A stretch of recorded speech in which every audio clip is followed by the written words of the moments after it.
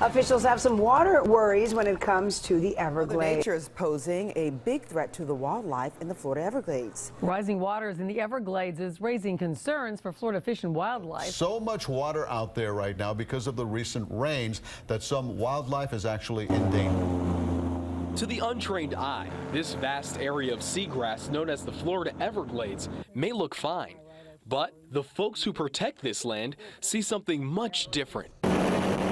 Florida Fish and Wildlife Commissioner Ron Bergeron is a passionate defender of the sea of grass, the Florida Everglades, and he is sounding the alarm over a pending crisis. We're in extreme high water.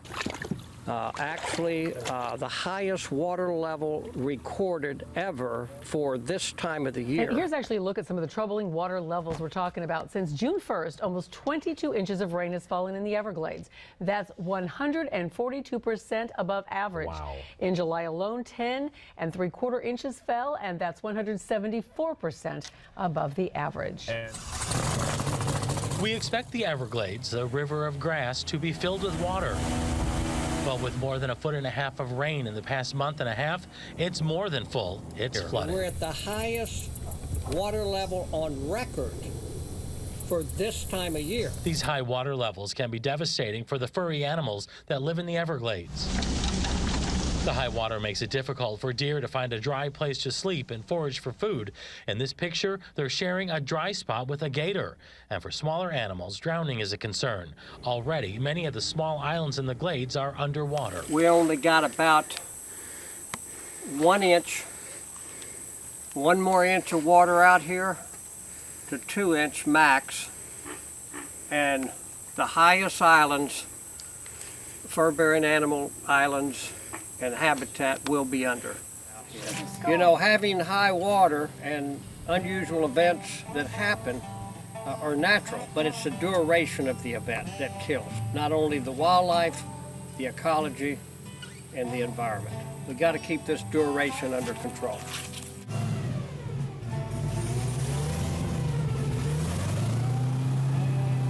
In normal water levels, the water would maybe be up to my knees. But due to the extreme high water, this is what the majority of the area water elevations are. The dry islands animals need are rapidly becoming waterlogged, and they cannot survive in this more than 30 to 60 days.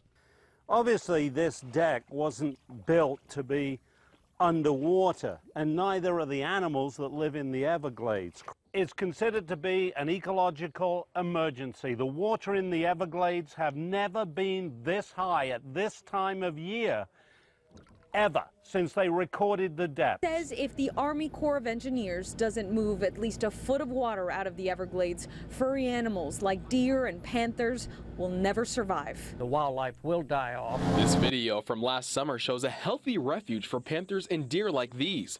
Now, nearly 90% of their habitat is flooded.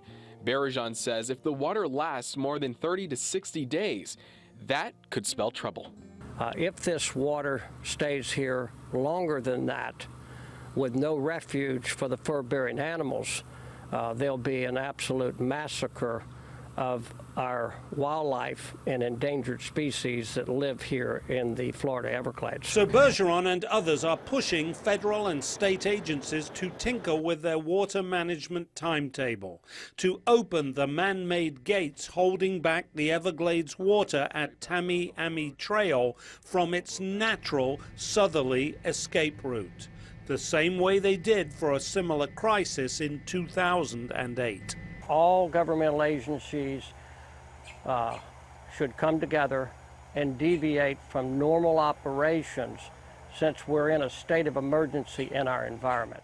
If this water doesn't recede in the next 30 to 60 days, then you will have a massacre of wildlife.